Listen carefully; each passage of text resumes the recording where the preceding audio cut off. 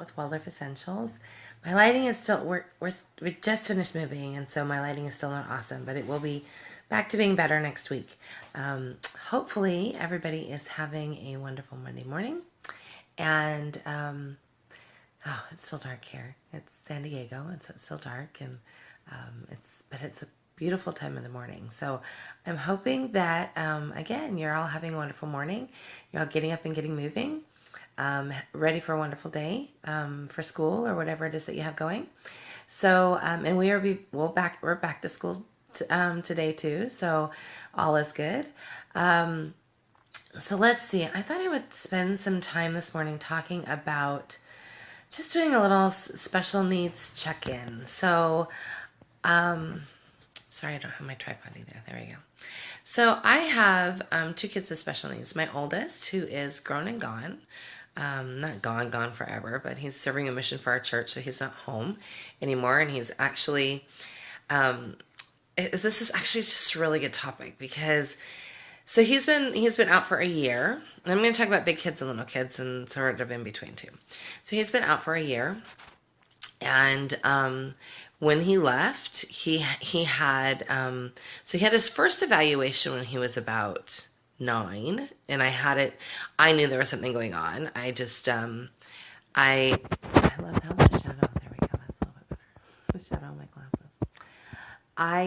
I knew there was something going on, but it wasn't necessary for me to have a diagnosis. I just worked with him, and that was more than 10 years ago. So resources are different now, but we ended up doing the whole like diagnosis route because of court stuff with my ex-husband, and so it just confirmed what we already knew. And because we have been doing Waldorf and been doing low media and had already been doing those things and had been altering his diet, the therapist that we worked with, he said, I don't even know what else to tell you to do because you're doing it all.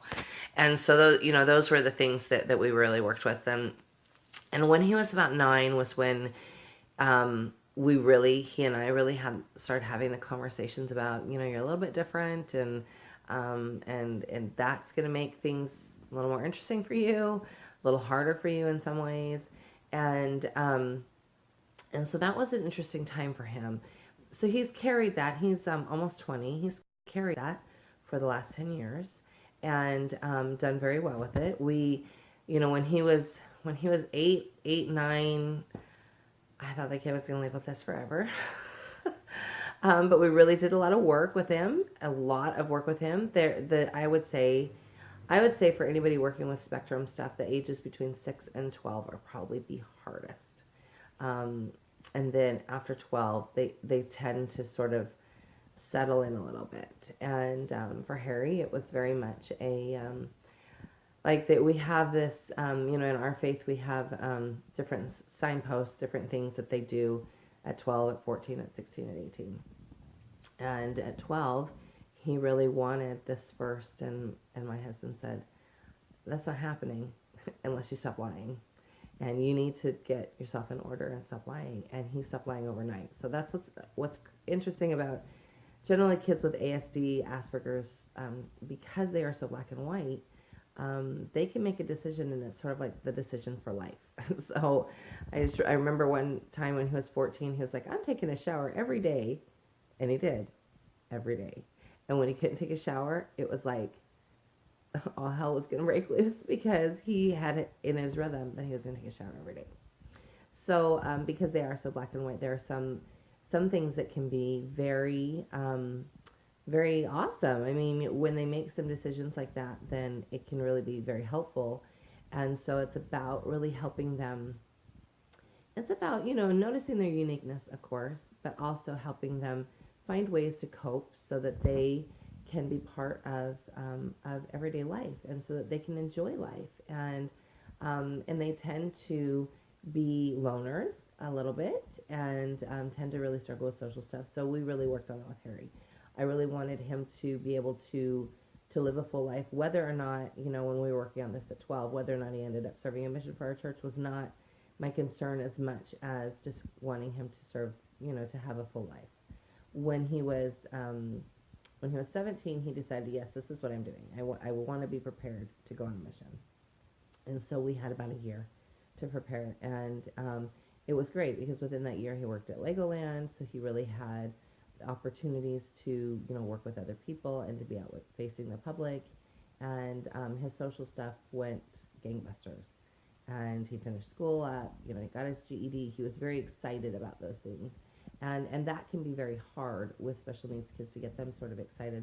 I've noticed, I think that, and this is just my armchairing here, I am finding that most kids that tend to be ASD spectrum are either phlegmatic or, I think phlegmatic or choleric. And I'm leaning more towards phlegmatic for many.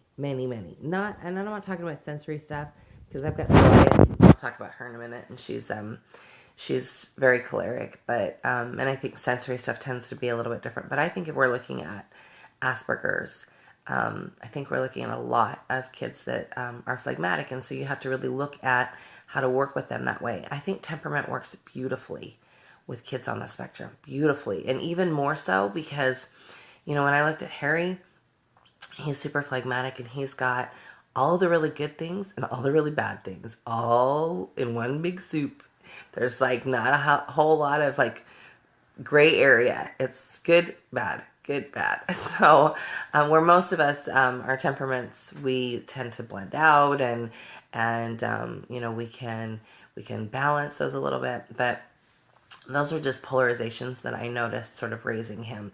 And so he sent me this. He's really funny.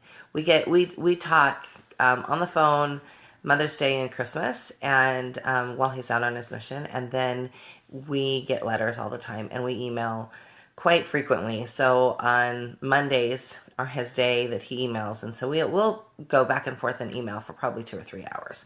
And he does that with everybody here in the house, and so we all get sort of a piece of him, and it's really nice. But in that, he also sends paper letters on a regular basis, and so he's so funny. So he sent me this letter that wasn't really a letter. It was a 1-page letter and 8 pages of autism research that he had done.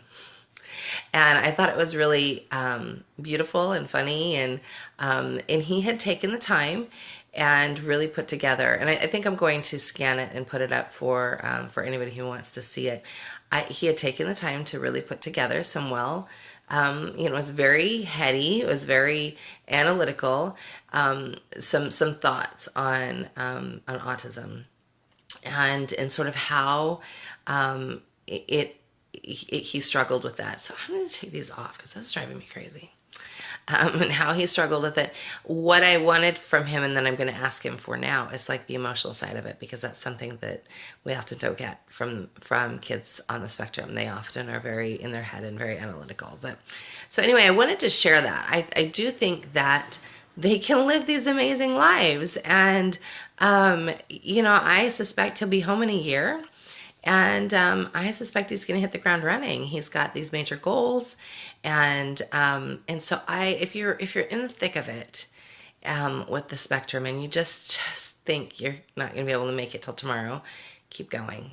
Just keep going, because it is super rewarding to stand where I'm standing. That doesn't mean he's going to come home and fly right always, and I'm never going to have to step in and help. It just means that he's making these major steps. And yeah, he's had some struggles while he's been out, and some of them have been social. Most of them have been struggles with his diet. And once he got his diet, once I wasn't the one being the cheerleader every day, no, you probably shouldn't eat that. But so it took him 9 months to figure out, you know what, maybe my mom was right. Maybe I need to not eat these things because it's making me super unhappy. So once he sort of got those sort of things sorted out, then it was super helpful to him. So I wanted to give you this longevity of if you're standing where and your kids with special needs are young, it can change. Now, and I have to say, I pushed Harry on a regular basis. I was very and I'm not talking overbearing, but definitely pushed him in the directions that I knew he would express that he wanted to go. And sometimes that wasn't fun. But one of the things that's amazing is, as mom, you know how to push them more than anybody else. And that was one thing that the therapist told me years ago. He said, you'll know how to push him where nobody else will understand. You'll understand more than dad. You'll understand more than any teachers he has. So you'll understand how to push him more than anybody else. And I really took that to heart. And I really took the time, and I do a lot of prayer and meditation on my kids. And I spent a lot of it on Harry, and a lot of it sort of figuring out I want to do this right. And it doesn't mean I didn't screw up. I screwed up a lot. A lot. There were lots of days that I got to the end of the day and I was like, dang it. Shouldn't have said that. Shouldn't have done that. Man, the blessing of the phlegmatic is that they sort of get over it really fast. And so he would, because they want to be like comfortable again. So he would maybe have a tantrum, or he and I would get into an argument and it would be gone like really fast and he'd be done. So that was always a blessing, but it did refine me. He did very much make me the mom that I am. And you do have to parent the special needs kids differently, you know, and that doesn't mean you're not a positive parent with them. It doesn't mean that you're not an attached parent with them. I was definitely both of those things in every sense of the word, but the disciplining was different. You know, when you have kids on the spectrum, especially Asperger's and sort of ASD stuff, you really have to, there is more bargaining that goes on. There is definitely not coercing, but definitely sort of laying it out on the table. This is how it is, and I need XYZ done, and you can't do the other until you get XYZ done. We actually have a lot different time with it with other children who can sort of see that gray area, and so it makes it a little bit easier. And I'm looking, it's hard sometimes when they break down. Yes, it's very hard when they break down. Sorry, I have my glasses on now, so I was looking at the comments. It is hard when they break down, and he, you know, his breakdowns, the breakdowns and the tantruming really subsided in his teenage years. So what you see, I would say his biggest tantruming years were between 6 and 12. And so that's part of the reason why it got so much easier after 12. One thing that really helped Harry, really helped him, and he was probably 9 when this happened. He had a really bad interaction. It was before I met Eric, but he had like this major meltdown. And we'd gotten through it, and it was like a few days later, and we were at the park. And the park they had some YMCA people that had some kids with special needs there. And there was a boy that was about his age that didn't look like he had much more going on than probably what he had going on, maybe a little bit more severe. And the boy had a total meltdown tantrum. And he watched, like Harry just watched it. And at the end, he turned to me, he said, "Is that what I look like?" And I said, "Yep, that's what you look like." And he said, "I don't want to look like that anymore." And so he really took it to heart about like really, and so from then on, we were able to sort of back off we worked with triggers more. We worked with being able to, you know, name, okay, I'm not feeling good. I'm getting angry. I'm getting frustrated. I'm getting upset. So if you're in that spot, I would videotape them. I would videotape a tantrum.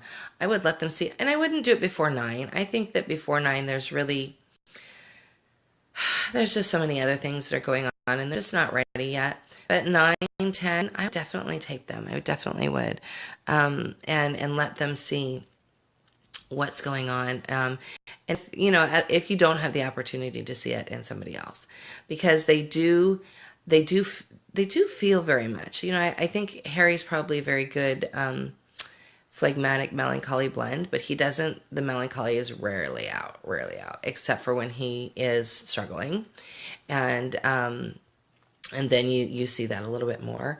But you know, I think that those were things that we did that really were very helpful to him. He really needed to see how bad not just how bad it looks, but how out of control it looks.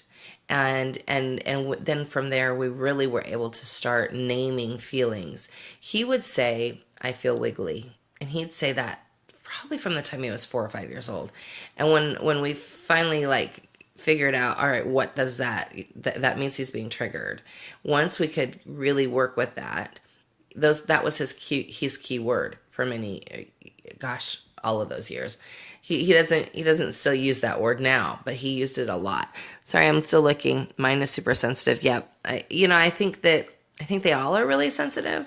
I think just in different ways. I think that what I found really with Harry was that, and still, he has this amazing heart. Like, so he said to me, so he got a tax return last year from working at Legoland, deposited in his bank account that he has access to on his mission. And he sent me a message last week. He's like, "Mom, could you send me $30 so I could go to the museum?" I said, "Harry, where's the $400 I put in your bank account like last month?" He goes, "Well, I just feel really bad when I'm out here and there's some guys that are having really bad days. I like to take them out to lunch." I'm like, "Stop it. Stop it." But because he has this like major heart of gold, and he would do anything for just about anybody. And so, you have to sort of work with them and help them to see when they're being suckers and when they're not being suckers. And that can be a hard boundary for them.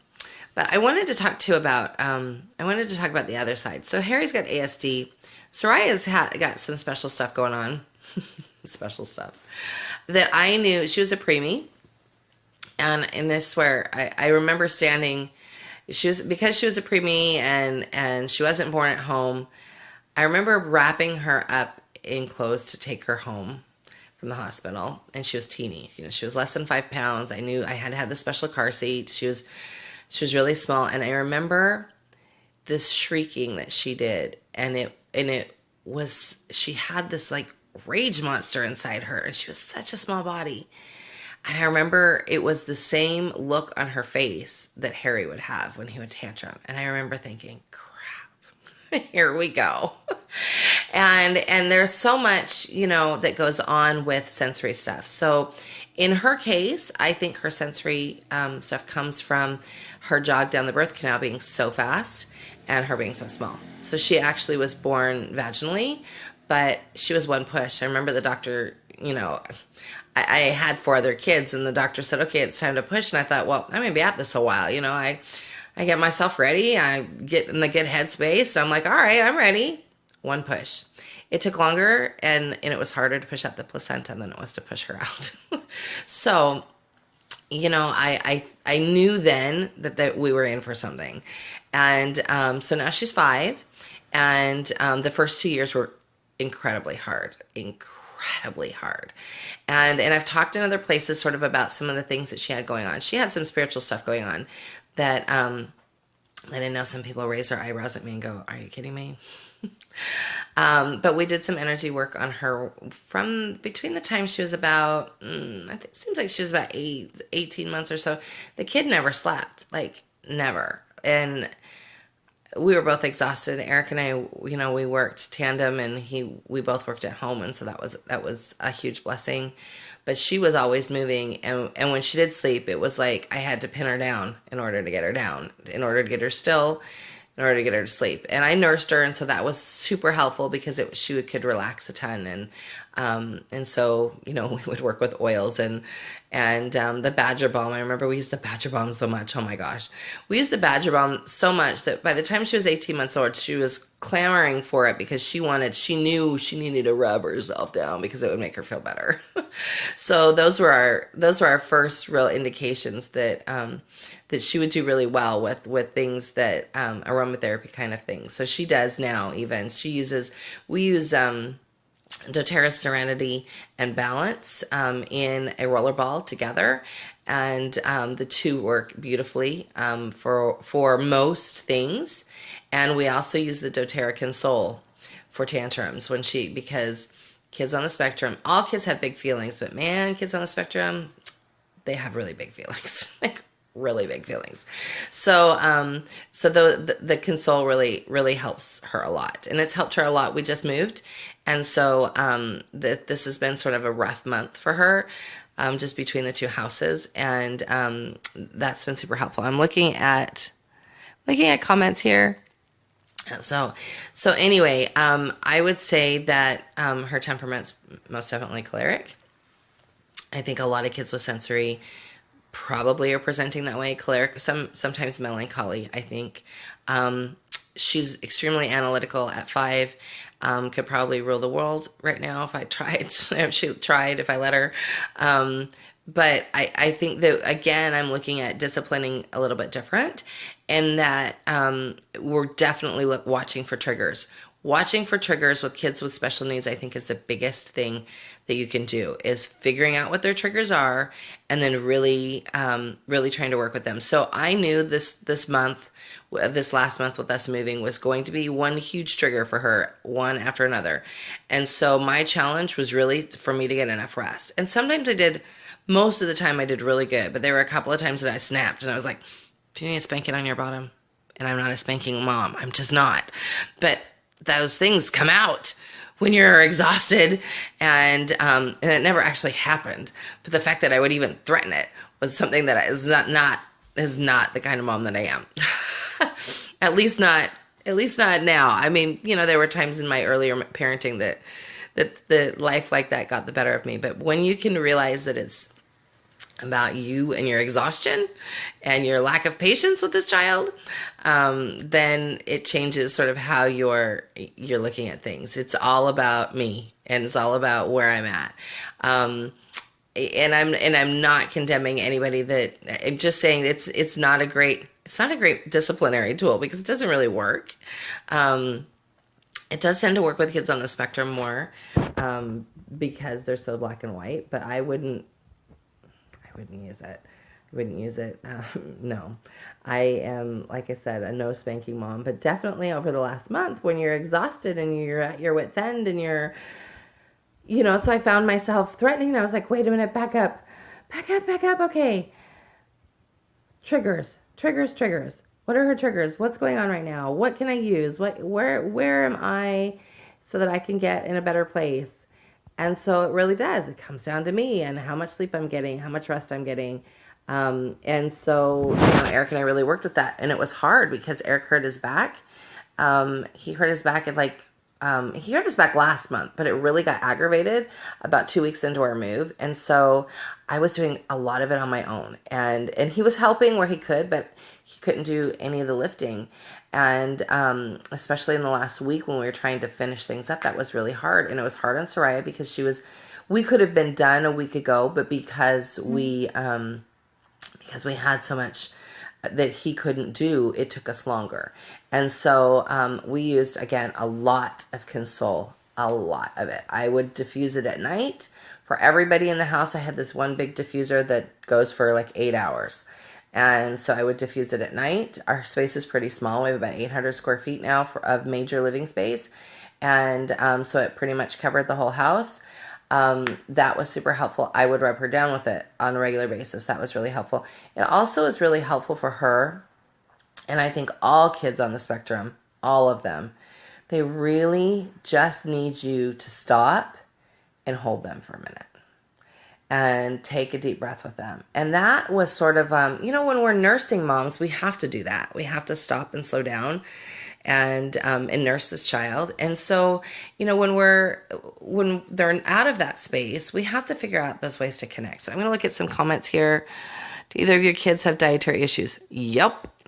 Did I block my mic? I don't think so. Is everybody hearing me okay? Oh, I must have blocked it with my finger. Sorry. So dietary issues, yes, for sure.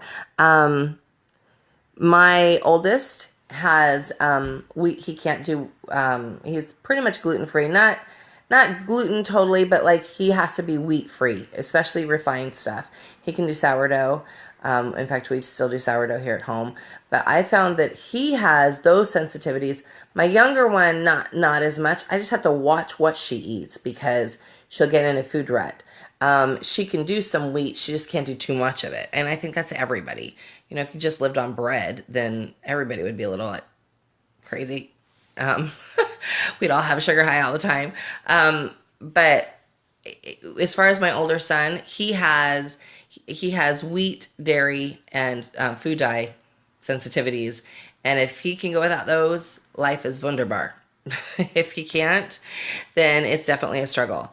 And so, that was when that first year of his mission, the first 9 months, I finally was able to talk to him on the phone once because it was really bad. And he had lost like 20 pounds and he was already really thin. And so I talked to him on the phone after talking to his doctor, his mission doctor.